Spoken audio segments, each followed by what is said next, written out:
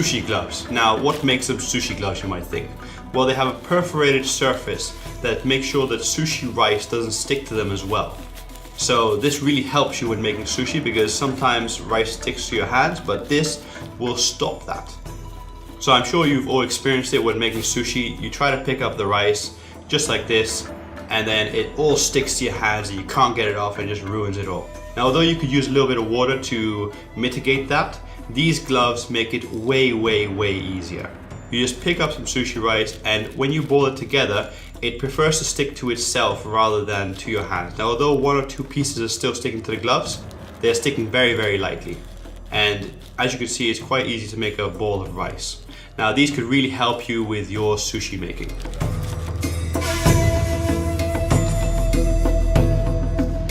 Okay, so this here is called the rice cube. It's a specialized gadget that makes cubes out of rice. And let's test it out, I guess. Okay, so you just put it like this, and you take a little bit of sushi rice. This is sushi rice with sesame seeds. Close it and then compress. And then you open it up again and use the lid to just remove the piece like that. Okay, now I'm gonna put this to one side, and I'm gonna use it again, but this time with some red sushi rice. Now, this is just being colored with some food coloring. Just close it, compress, and then do the same motion again, just separate it and use the lid to just push it out. Okay, great. I'm just gonna put it right next to the other one I just made a second ago. All right, and one more little slab of sushi rice, I guess. I'm gonna take some with black sesame seeds this time. Just pop it in and close it and compress. All right, great. Now I've got 3 equal sushi rice bits with different colors. Okay, now I'm gonna put these together and then put them back into the machine and then compress them back together. But there's no reason why one of these slabs of sushi rice couldn't be, say, a piece of fish or some fish roe or vegetables, or just go crazy with different things. Now I'm just gonna compress it so they're joined together. And there you go. I've got one piece of sushi rice with 3 different layers of sushi rice. This is very interesting because I could put like a piece of fish on top or some fish roe, or wrap it in nori, or just one of these sections could be fish, or just many ways this could be different. And it just opens the door to so much creative potential. That's why I kind of like this gadget. These here are your standard disposable chopsticks you get in every sushi restaurant. They're cheap, easy to use, and you can throw them away after you use them.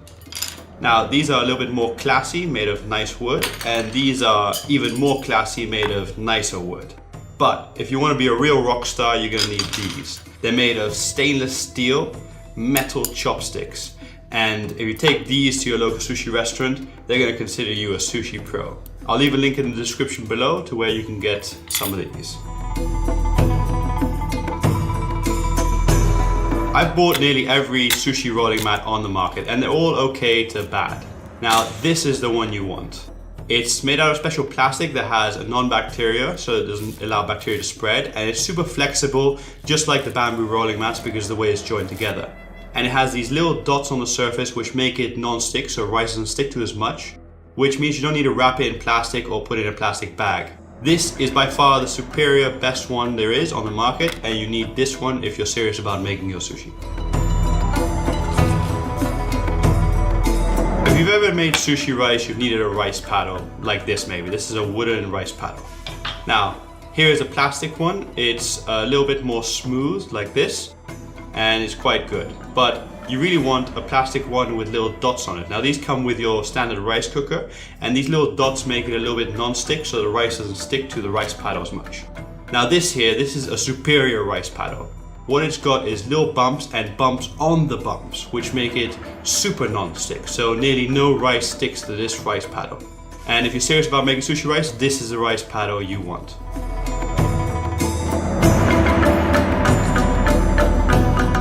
Alright, so this gadget here is called the Sujizi, or Sushi Bazooka, and it promises to make sushi very easy to make. So let's give it a try. Okay, start off by unscrewing the cap and then unclipping these locks, and then take the shaft out. Now you want to fill it up with sushi rice evenly on both sides. So just spread it out nice and gently, just like that. And if you need to, add a little bit more sushi rice, just like so. Okay. Now, once you've got both sides filled up, then you want to start adding your filling. Up to this stage, it's been quite easy to do. Just add a little bit of salmon here and another piece of salmon. And I'm gonna add a little bit of cucumber on the other side. Now, there's no reason why you can't fill it up with whatever ingredients you want or like in sushi, so go crazy, add some sauces, add whatever fish or whatever vegetables you want in your sushi and make it yours. Now to close it, you just want to put the shaft in the screw part and then seal both sides shut like this and clip it closed. And then you want to add the cap, just screw and lock it on, just like that. And then you want to just screw this shaft until you get past the screw section. This compresses the sushi roll inside. Okay, that was quite easy. And now you take a piece of nori and you just want to unscrew the cap, and then you just want to press your sushi roll out. Now it's quite hard to get it out, but once it gets going, it's quite easy and slides out quite fast. Now I guess you should move on to the rolling. Just roll it round. You don't even need a rolling mat for this. You just roll it freehand, just like that. Although it might be easy and better if you just compress it a bit with a rolling mat at the end. Now to cut it, just cut it like you usually would a maki sushi roll. Just cut it into little bits, just like this. And yeah, it looks like sushi, maki sushi. Now there are limitations to this. You can't make any special rolls like uramaki inside out sushi rolls. But if you want to make some easy maki sushi rolls, this seems like quite a good solution. And I guess great for beginners.